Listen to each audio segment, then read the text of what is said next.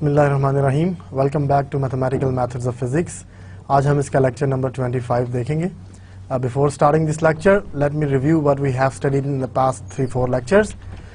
Last time we completed Fourier transformation technique for solving partial differential equation. So let's review what we did in Fourier transform topic. We started with defining the Fourier transformation, and then Fourier sine and Fourier cosine transforms, inverse Fourier transforms, properties of Fourier transforms, convolution theorem for inverse transform of the product, and then we went on to use Fourier transform technique to solve partial differential equations. Especially we solved diffusion equation, wave equation, and Laplace equations. So last time I solved wave and Laplace equation in the last lecture, and in previous 3 lectures I guess we studied all these topics. So today we will be starting a new topic, which is the power series solutions of differential equation. So outline for today's lecture is series solution of differential equations. So before going to the series solution, we have to review what this power series is, especially the Taylor series, and then power series method to solve differential equations. So let's start with the series solution of differential equations. Motivation for using the series solution, why we are going to use series solution. We have studied a lot of techniques to solve differential equations, so why we need series solution. A homogeneous linear differential equation with constant coefficients can be reduced to the algebraic problem of finding the roots of its characteristic equation. If you recall, what we do is we write the characteristic or auxiliary equation of the differential equation if the coefficients are constants, m square plus 2m plus 3 whatever equal to 0, then we find the roots of that auxiliary equation, and based on those roots we write the general solution of the differential equation. Now if the coefficients are not constant, then we have trouble, right? However, there is no similar procedure for solving linear differential equations with variable coefficients. In variable coefficients, you might have seen Cauchy-Euler equation, where the coefficients are the powers of x, and the power is the same as the derivative involved in that term. All right? So a special type of variable coefficient, we have solved it, but not in general. All right? To address this important issue in the study of differential equation, we need power series techniques. All right? These techniques suffice for many differential equations that appear most frequently in applications. For example, you will see Bessel equation of order n, which is given by this, you see, variable coefficients, x square, x square minus n square, coefficients are variable. Legendre's equation of order n, 1 minus x square, variable coefficient, minus 2x and n times n minus 1. This is constant, but other two are variable coefficients. So these are very famous 2 differential equations where we need power series techniques to solve these differential equations. Now let's review what power series is. Of course you guys know what power series is, but let me review before starting the power series method. A power series in x minus a is an infinite series of the form c0 plus c1x minus a plus c2x minus a square plus so on. Nth term is cnx minus a to the power n, and again so on. It's infinite series. In each term we are increasing the power of x minus a by 1. We can also call it a power series about x minus a. About a, we can say that as well. Or in x minus a, because the powers are x minus a.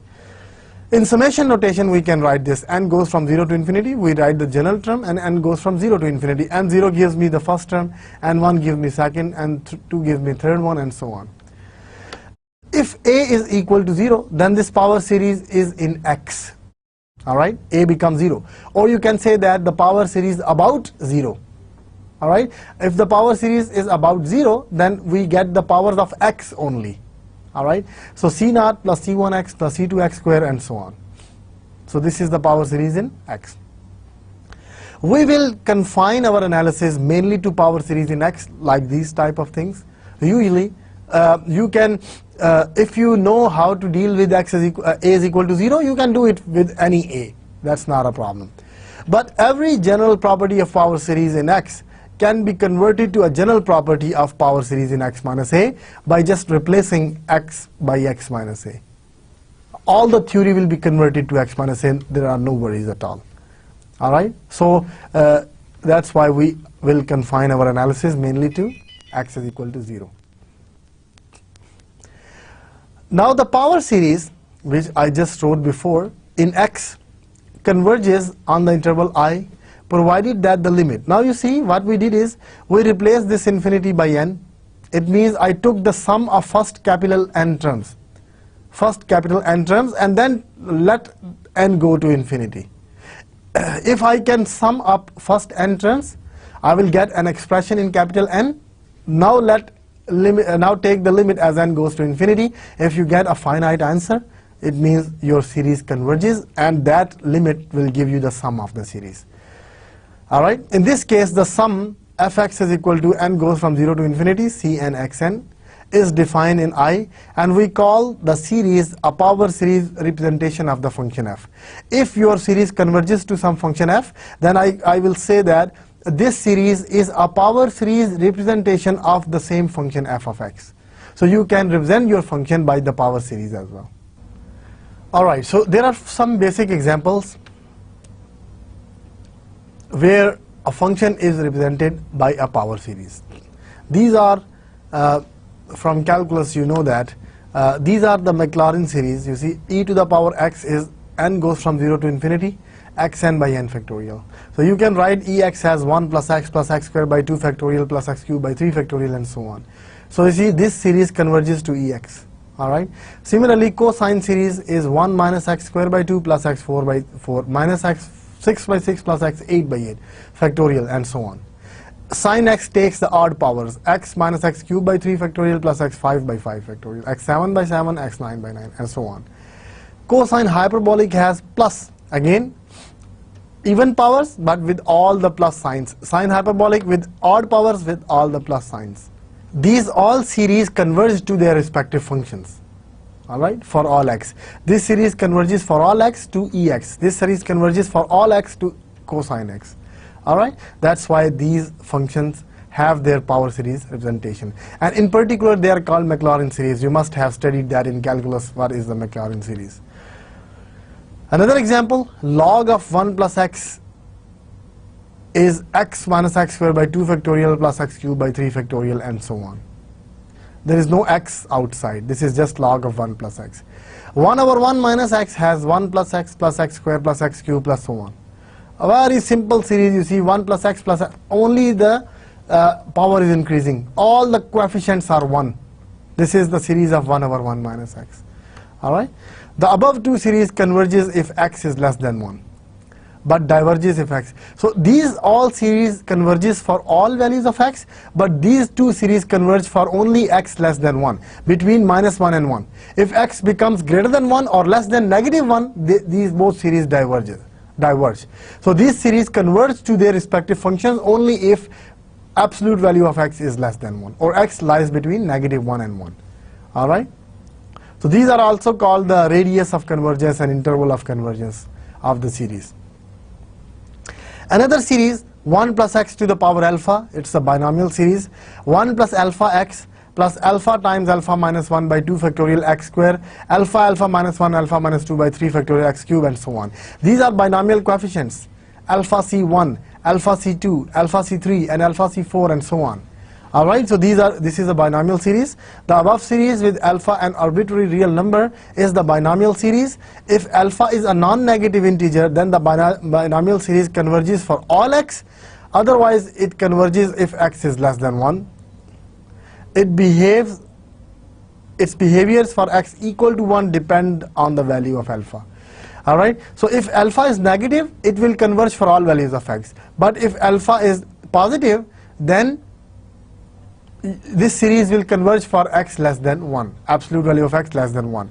And again, what is happening at x is equal to 1, it depends on alpha. Alright, these are some well-known series which we may be using later on. Alright, so you should remember these series.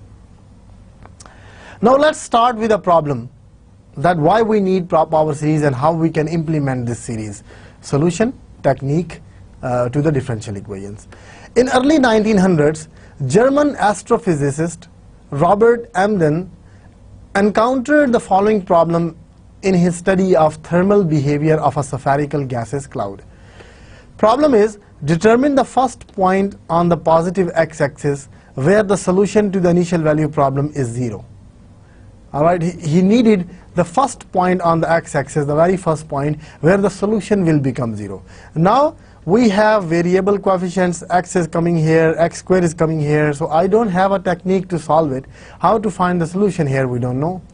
Alright, so y0 is 1, y prime of 0 is 0, so let's see how we can deal with it.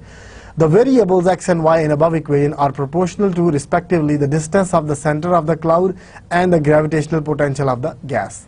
Alright, so x, y are the distances. So mathematically we don't have to worry about x and y. These are just variables for us mathematically. Alright, the initial conditions correspond to the fact that yx, the potential, has to be normalized to 1 at the center of the cloud. You see, x is equal to 0 gives you center of the cloud, so your potential should be normalized to 1, and that at the center of the cloud the gravitational forces cancel and the net force is 0, so y primes comes to be equal to 0.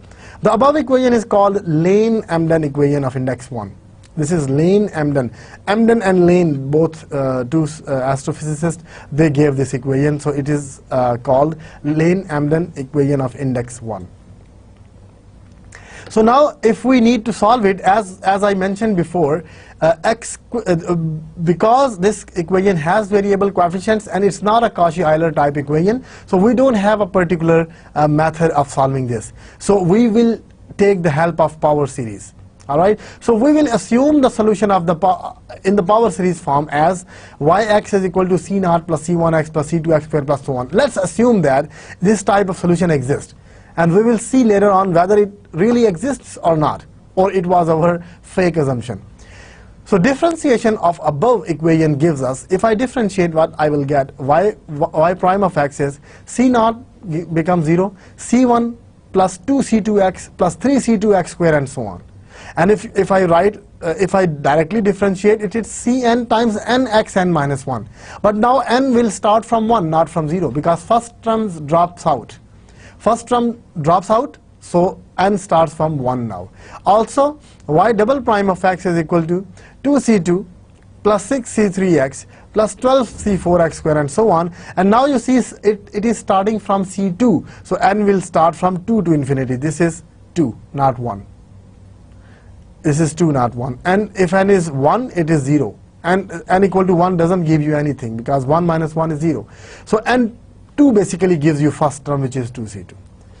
Now if I replace all these terms, blue terms on the right hand side, in the given differential equation for yx, for y prime and y double prime, with these blue equations, I will get x times y double prime plus 2 times y prime plus x times y is equal to 0. Alright, so now if I multiply this x inside and 2 inside and x inside, alright, I'll get these three expressions equal to 0. And then if I group like terms, like if you group constants separately, x terms, x squared terms, x cubed terms, what you will get, 2c1 is the only constant. Remaining are x terms, c0, c2, c2. So 4 plus 2, 6c2 plus c0. So you see 6c2 plus c0 x. Similarly, x square will have 6c3 plus 6, 12c3 plus c1. So 12c3 plus c1 x square and so on. So I grouped like terms, and I also grouped nth term also equal to 0. Now in order for the power series to sum identically equal to 0, see, left side is a power series in x. Constant plus x squared plus x cubed and so on. This will be equal to 0 only if all the coefficients of x n are equal to 0. Why? Because 1, x squared, x cubed, x4, these are all linearly independent functions. If a linear combination of linearly independent functions is equal to 0, all the coefficients have to be equal to 0. Otherwise, they won't be linearly independent. Alright, so that's why all the coefficients one by one, they will be equal to 0. Otherwise, this sum will not be identically equal to 0. So 2c1 equal to 0 means c1 0. 6c2 plus c0 equal to 0 means c2 in terms of c0. c3 comes out to be 0. And in general, all these coefficients, and these should be equal to 0. From here, Cn, if I solve this for Cn plus 1 and bring this Cn on the right hand side, this is not Cn minus 1, this is basically subscript n minus 1. Cn minus, this minus 1 is in the subscript. This is a mistake. I'll correct it in the lecture notes. So Cn plus 1 equal to minus Cn minus 1 over n plus 1 n plus 2. Since C1 is equal to 0, it follows from the above formula that if n is equal to 2, let's say, n is equal to 2 will give me C1 here and C3 here. Then C3 will give me C5. C5 will give me C7. So if C1 is 0, it means C3, C5, C7, C9, they all will be equal to 0. So all odd coefficients are 0. Now what about even coefficients? If you take n is equal to 1, it will give you 2. If you take n is equal to 3, it will give you 4. So similarly, you will get C4 in terms of C0, C6 in terms of C0, and so on. This colored equation is called recurrence relation. All right. So for the even coefficients, I can replace n is equal to 2k minus 1. Why 2k minus 1? Because 2k minus 1 plus 1, 1 will be cancelled and you will get C2k. And 2k is always an even number. All right. So if I replace n by 2k minus 1, you will get C2k in terms of this one. And you see all C2k are in C0 form. C0. Thus the solution of the problem is k goes from 0 to infinity, and I only got 2k, and odd powers are 0. So there are no odd powers. You see x to the power 2k. x1, x3, x5 are not coming because their coefficients became 0. Alright, so this is the solution. C0, if you take C0 as common, you are getting 1 minus x square by 3 factorial plus x4 by 5 factorial plus so on, minus 1 to the power k over 2k plus 1 factorial x to the power 2k and so on. Alright, so now we have initial conditions as well. We have y at 0 is equal to 1. If y at 0 is equal to 1, then x is equal to 0 will make it 1. So C0, y at 0 is C0, so C0 has to be equal to 1. So our solution becomes this: 1 minus x square by 3 factorial, x4 by 5 factorial, and so on. Now in the problem, we are not only interested in the solution, but also we want to know the first 0 of y of x. First 0 of y of x. To locate this 0, it would be desirable to have a closed form of the expression for y, because if I need to find the value of x where y becomes 0, it will be very hard. If I replace this equal to 0, how I will solve this infinite series for x for which this whole expression becomes 0? It's hard. So can we get a closed form of this equation? This is a question now. If I multiply this whole thing by x, I have x minus x cubed by 3, x5 by 5, x7 by 7, x9 by 9. And you remember this was the series of sine x. So it means if I multiply by x, this will become sine x, so I have to divide by x as well. So if I multiply this by x, it will become sine x, but then I have to divide by x, so my answer should be sine x divided by x. Now this is not defined at x is equal to 0. This is the problem, right?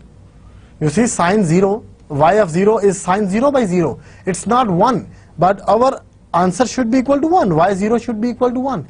But here, the limiting value is 1. You know that if I take limit as x goes to 0, sine x by x, it is 1. Limit x goes to 0, sine x by x. So limiting value as x goes to 0, it gives you 1, so we can accept it.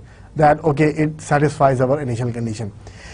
Now for the zeros of this function, I have to replace this numerator equal to 0, because if this whole expression is 0, it means sine x is equal to 0, for which x is not equal to 0. So if I take sine x is equal to 0, then x is equal to 0. But x is equal to 0 will make this expression undefined, because sine 0 is 0 and divided by 0 will not make it 0. So x is equal to 0 is not an option. So we have to take that x for which this x is not equal to 0. So sine x is equal to 0, the next number is pi. Sine 0 is 0 and sine pi is 0. And now pi is fine, sine pi over pi is 0. Alright, so x is equal to pi gives you the first 0 of this solution. Alright, so their answer has been, their question has been answered. The question of Lane and Emden was what? what is the first zero of the solution of this differential equation, and we have found out that x is equal to pi is the first zero of their solution. All right. So see, even though we did not know how to solve the differential equation, but the power series helped us get the solution for this differential equation. We assumed the solution of the form of the power series, and that series actually gave me the solution. We were able to find C0, C1, C2, and so on, for which we got the power series representation. All right. To discuss the power series in more detail, let's discuss what is the Taylor series. Taylor series is the simplest form of the power series. All right. The Taylor series with center x is equal to a of the function f is the power series constant times x minus a plus another constant times x minus a square, and so on. So this is a power series. But our constants are not arbitrary. Our constants are not C0, C1, C2, C3, so on. Our constants are coming from the function f. You see, the first constant is the function value at a. The second constant is derivative at a. The third constant is second derivative at a but divided by 2 factorial. Fourth constant will be third derivative at a divided by 3 factorial. Derivative divided by the same factorial. This is called the Taylor series about x minus a. All right. Under the hypothesis that f is infinitely differentiable at x is equal to a. The reason is we are getting the constants from the derivative. If your function is not differentiable infinitely, then I will not be able to obtain the coefficients, because coefficients depend on the derivatives. So this is our hypothesis that our function is differentiable infinite many times at x is equal to a, so that we can obtain all the coefficients of this differential equation. Of this power series. If the Taylor series of f converges to f of x for all x in some interval containing a, then we say that the function is analytic at x is equal to a. All right. If your Taylor series of f converges to f of x for all x in some interval I containing a, then your function is analytic at x is equal to a. All right. Example is, every polynomial is analytic everywhere, and every rational function is analytic whenever its denominator is non-zero. So it's hard to prove this thing all the time. So what we do is we use our knowledge of polynomial and rational functions, that if there is a polynomial, it will converge for all x. If it is a rational function, it will converge unless your denominator is non-zero. All right. Then if two functions f plus g are both analytic functions, then their sum is also analytic, their product is also analytic, their quotient is also analytic as long as g is non-zero. This quotient is also analytic as long as the denominator is non-zero. All right. So we use these type of knowledge, right, to say that our series is analytic or our function is analytic or not. We don't have to prove it every time. Then the function tangent x sin x divided by cos x is analytic at x is equal to 0. Why? Because at x is equal to 0, your denominator is non-zero, and sine and cosine both are analytic functions. They converge for all x, because sin x, the power series of sin x and cosine x, they both converge for all x. So these both are analytic functions. Now their quotient is also analytic as long as denominator is non-zero, and we know that denominator is non-zero around x is equal to 0. So this is an analytic function. All right. Now power series may be manipulated algebraically in the same way as polynomial. All right. If your fx is this power series representation and gx has this power series representation, an and bn are different, both have power series, but the coefficients are different, that's why they converge to the different functions f and g. Then their sum is nothing but you can add their coefficients, that's it, an plus bn. What will be the product? The same product as you take of the polynomial. So what you do is you multiply each term of first expression with every term of the second expression. So a naught b1 b naught plus a naught b1 a1 b naught. Similarly a naught b2 plus a1 b1 a2 b naught. They all will give you x square and so on.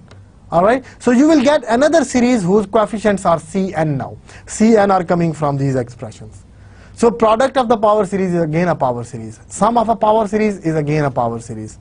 Alright, of course coefficients will change. So let's see if you want to multiply these two series, sin x and cos x. Sin x has this series representation, cosine x has this series representation. If you multiply, what you will get? X, and then x times x square is x cube, and x cube times 1 is x cube. So if you combine x cube terms, you will get this thing. Similarly, x times x4 is x5, x5 times 1 is x5, and x3 times x2 is also x5. So you are getting 3 terms with x5. So you got 3 terms with x5 and so on. So you got another series solution. But if you manipulate a little bit, if you take, this is 2 by 6. If you take 1 by 2 common, this is nothing but 2 by x cube. 2x cube means 8x cube, so you need 3 factorial in the denominator. If you multiply by 2 and divide by 2, this will become exactly this one. And this is the sine series of 2x. This is the sine series, right? So if I replace x by 2x, this is the series for sine 2x. So you got the series for sine 2x. So this is sine x times cos x is 1/2 sine 2x for all x. And you remember from trigonometry, 2 sine x cos x is sine 2x.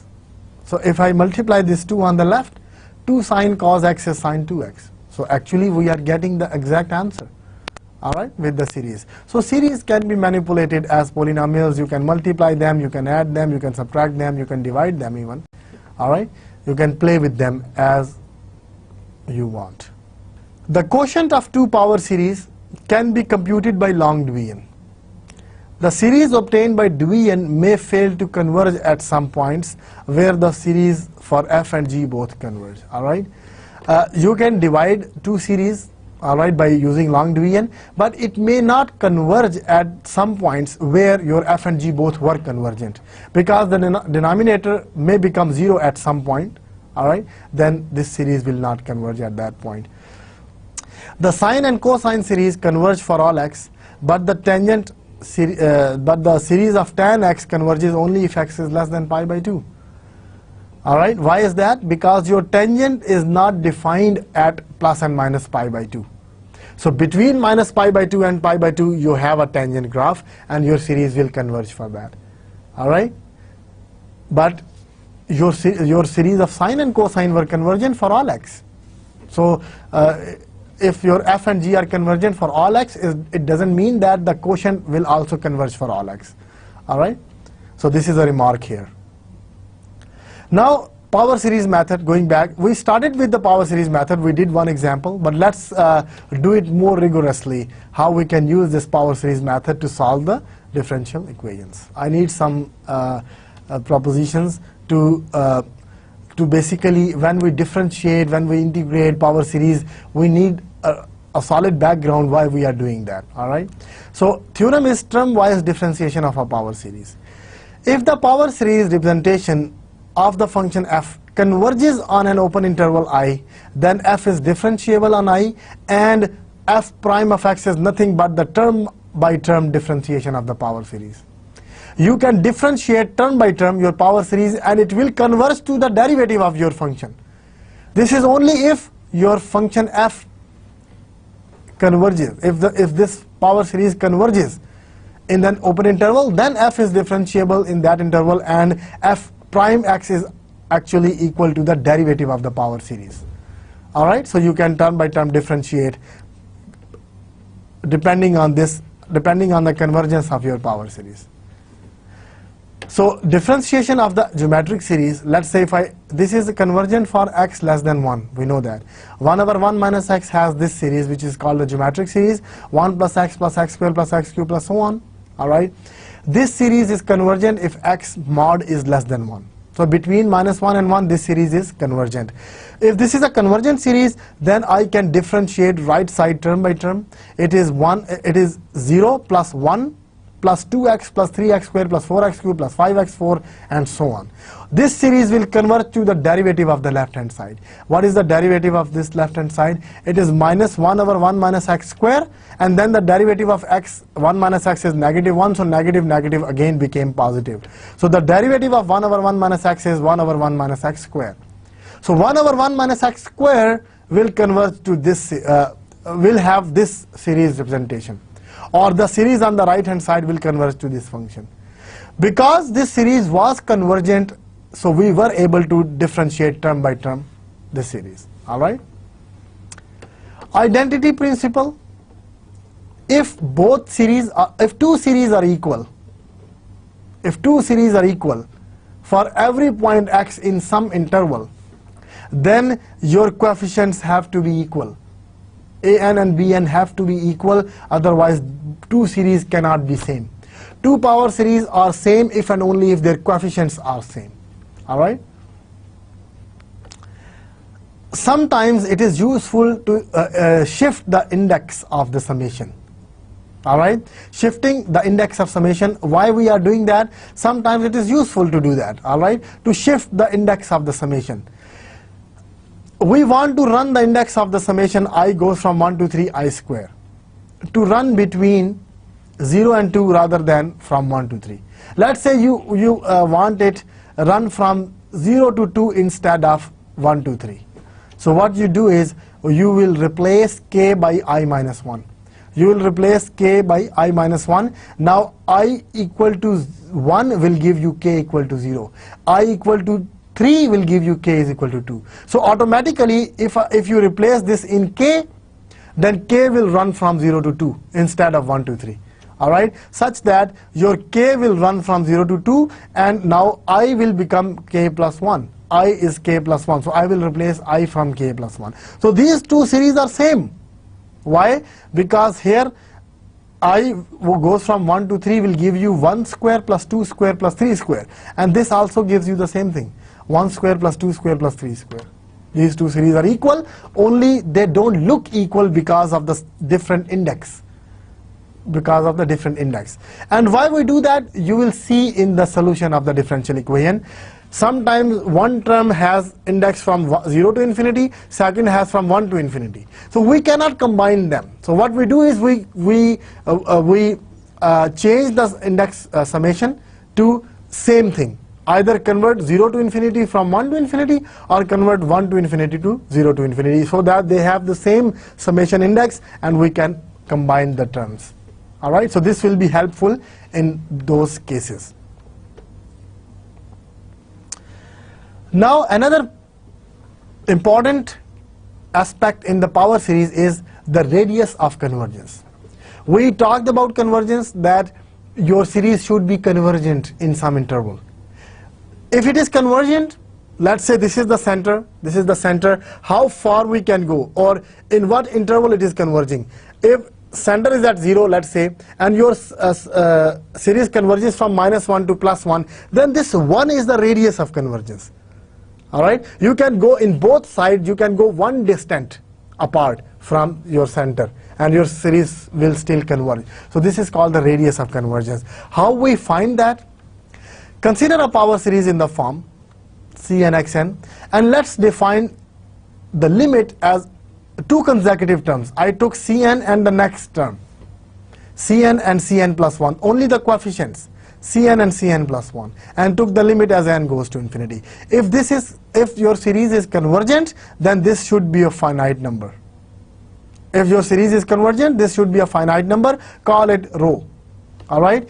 If this limit exists, rho is finite, or if it is infinite. If this is infinite, then of course your series will not converge. Then if rho is 0, then the series diverges for all x not equal to 0. All right.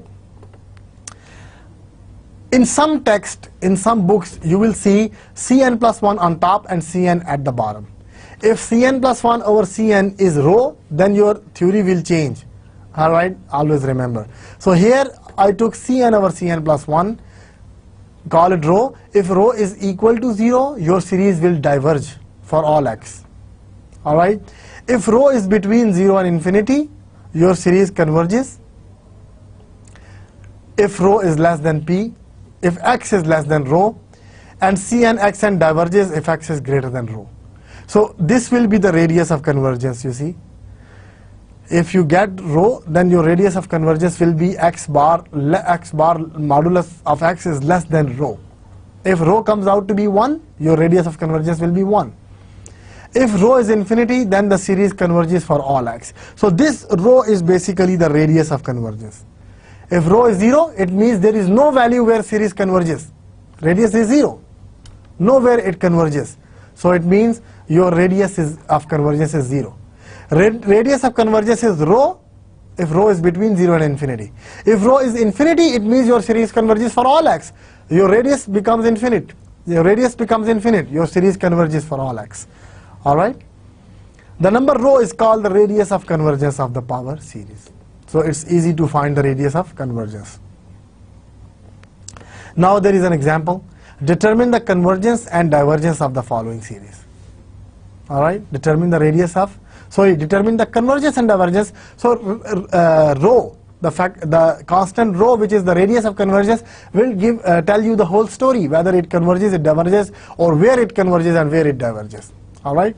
From the given series, we have Cn. What is your Cn? Cn is minus 1 to the power n, 2n c naught over n factorial, without xn. Whatever is given without xn is your Cn. Now, how I will get Cn plus 1? Just by replacing n by n plus 1. Replace n by n plus 1 everywhere. And now divide, take the ratio.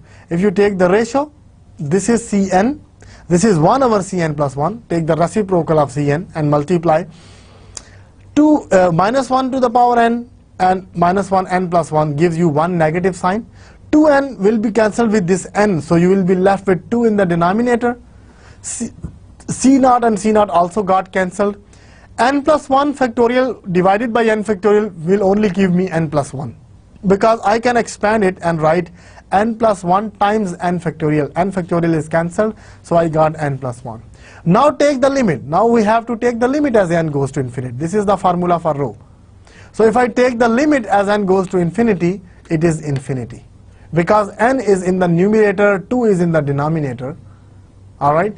Denominator is fixed at 2, numerator is increasing. So your limit will go to infinity. So what does that mean? It means your radius of convergence became infinity. Your series converges for all values of x. Here you see, if rho is infinity, then the series converges for all values of x. So this series converges for all values of x. It diverges nowhere. So let's see more examples of convergence and divergence of the following series. We have n factorial xn. Let's do this one first. Series n goes from 0 to infinity, n factorial xn.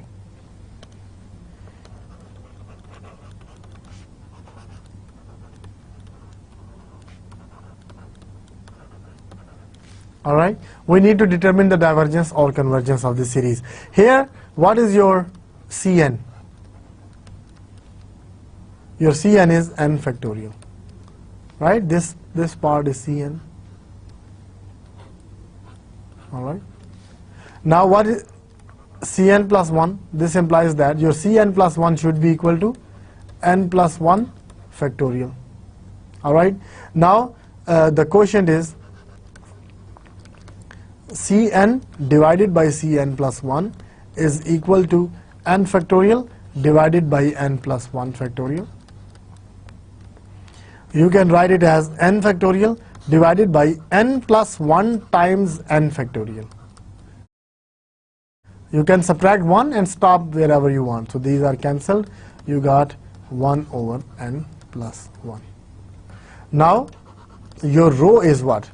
Rho is limit as n goes to infinity Cn over n plus 1.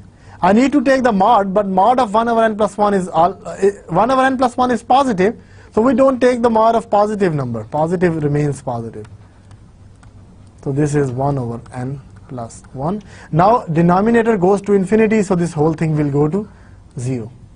Alright? So this implies that rho 0 means a series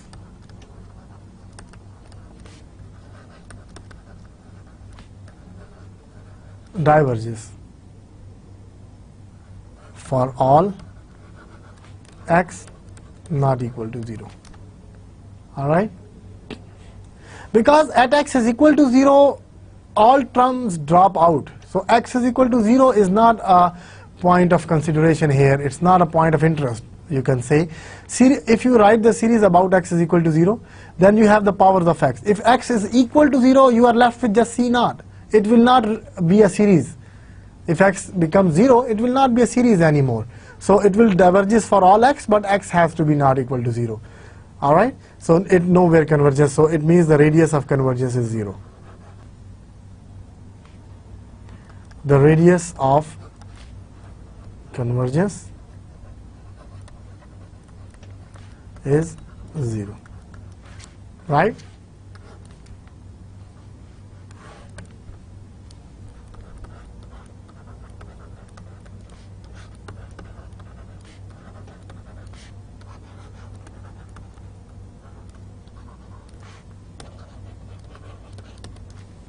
So let's see another example of power series, which is n goes from 0 to infinity, minus 1 to the power n, n factorial over 10n, x to the power n.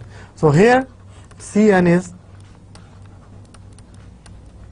minus 1 power n, n factorial over 10 to the power n. So this implies that Cn plus 1 is equal to minus n, 1n plus 1, n plus 1 factorial over 10 to the power n plus 1. Now you need to take the ratio. So Cn over Cn plus 1 is equal to, Cn is minus 1 power n, n factorial over 10 to the power n times 10 to the power n plus 1 over minus 1 power n plus 1 and n plus 1 factorial. Alright? Now, again, this is cancelled with 1n and this is cancelled with 1n. So you got minus 10 up front, n factorial divided by n plus 1 factorial. So again, n plus 1 factorial can be written as n plus 1 times n factorial. So this n is gone. So you are left with negative 10 over n plus 1. Alright, this is your Cn over Cn plus 1.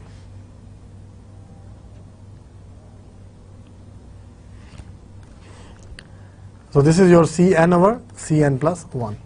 Now what is rho? Rho is limit as n goes to infinity of Cn over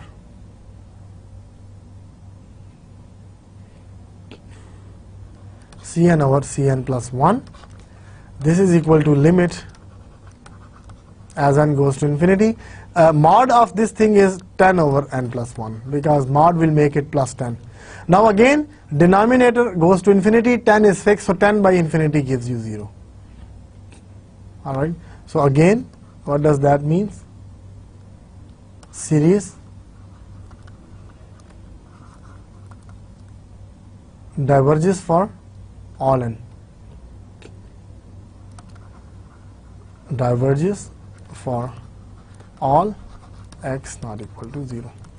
Because radius is infinity. Radius is 0, sorry.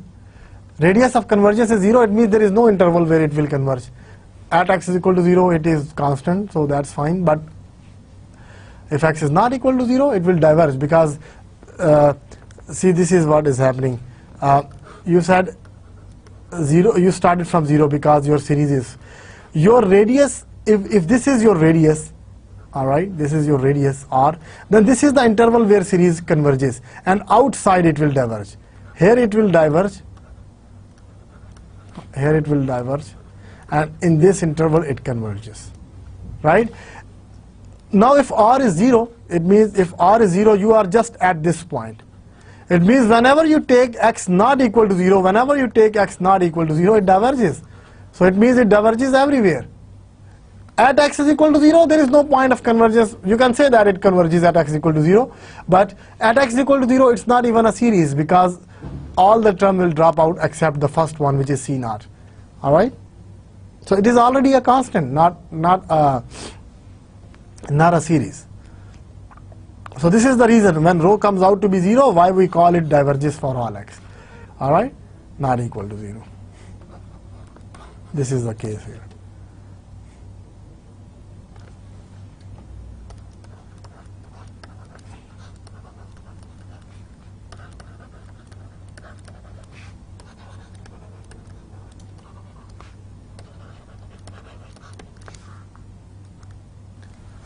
Alright, so let's see another example. Here, what is difference is this one. This is a power series about x is equal to 0. It's not about, it's about x equal to 3. Power series about x equal to 3, right? That is a power series in x minus 3. So you are getting x minus 3 terms here. Here your definition of radius of convergence will change a little bit.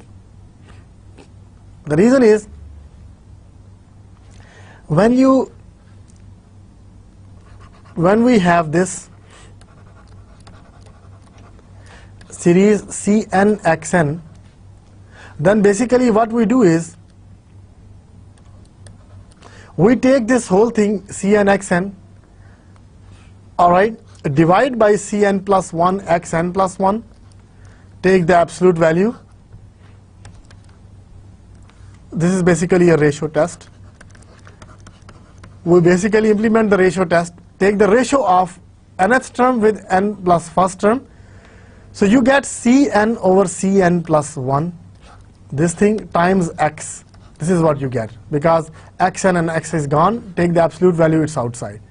Now we call this as rho. Alright? If I take the limit as x goes to infinity, this is rho x as n goes to infinity.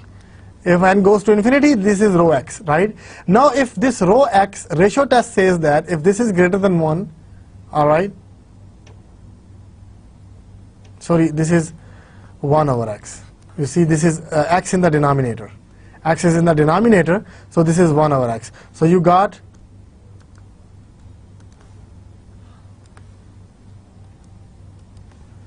rho over x. This is what you got. Alright? So this is, if this is greater than 1, your series converges. Alright?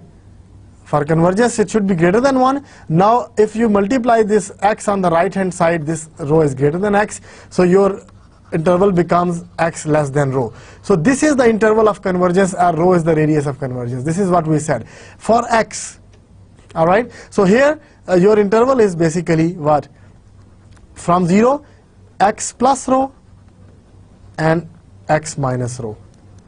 So your interval is from x minus rho to x plus rho. So this is your interval of convergence. Alright? So your interval of convergence is basically from x minus rho less than x plus rho, where rho is the radius of convergence. Now the problem is, we did not have x to the power n. Now we have x minus 3 to the power n. Alright? So it means this rho is not enough. I can get the radius of convergence, but the interval of convergence will be different. Alright? So what I can do is, now if I get the ratio test in x minus 3, my Cn x minus 3 to the power n will be divided by Cn plus 1 x minus 3 to the power n plus 1. So this will become Cn over Cn plus 1 times 1 over x minus 3. So you will get this thing on the right hand side. Alright? So if rho is equal to limit as n goes to infinity of Cn over Cn plus 1, if I call this rho, then series, and let's say this is between 0 and infinity, this is greater than 0 and not equal to infinity, so it's between 0 and infinity, then the series converges for all x in x minus 3 less than rho, because x is replaced by x minus 3.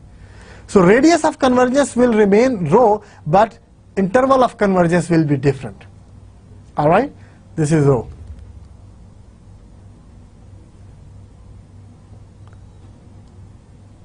Now in our example, our Cn is this 2n over n plus 1. So let's find rho first. In our case,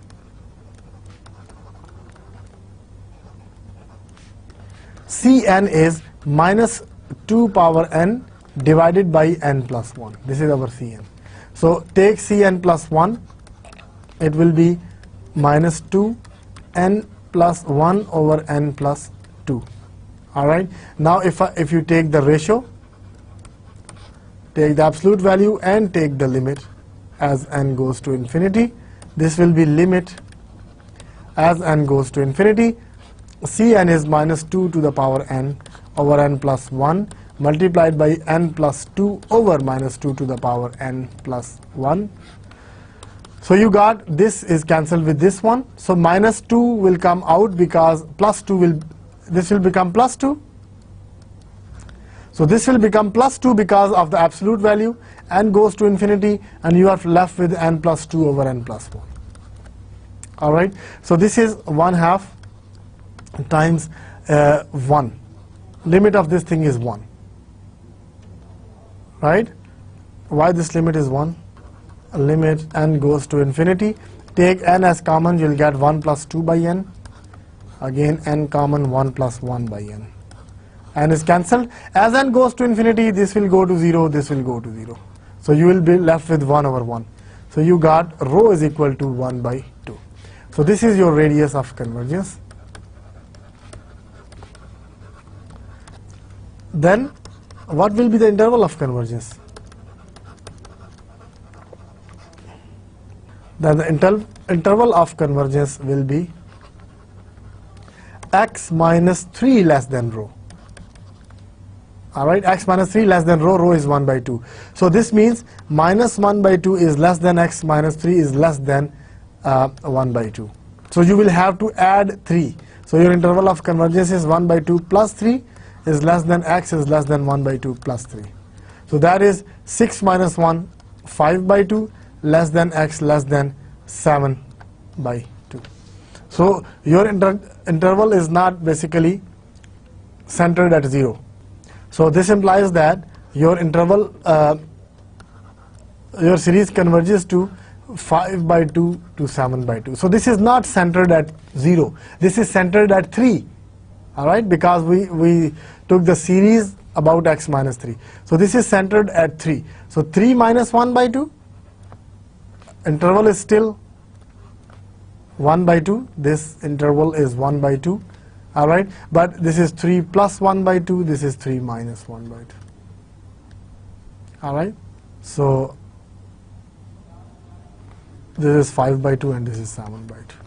Alright, so before that, when you had x less than rho, the interval was just from minus rho to plus rho, because the center was 0 and radius was rho, so it was just from minus rho to plus rho. Now it is from x minus this point 3. If this is not 0, then this will be 3.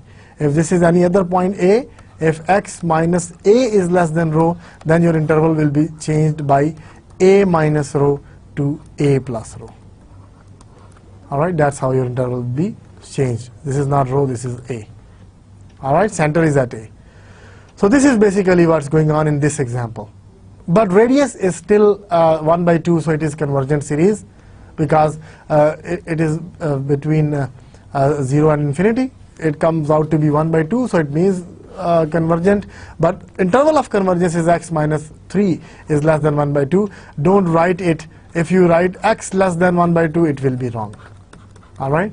The reason is this is not a series about x. It is a series in x minus 3. Alright? So we implemented this theory, how to find the radius of convergence, and this is the interval of convergence, x less than rho. Alright?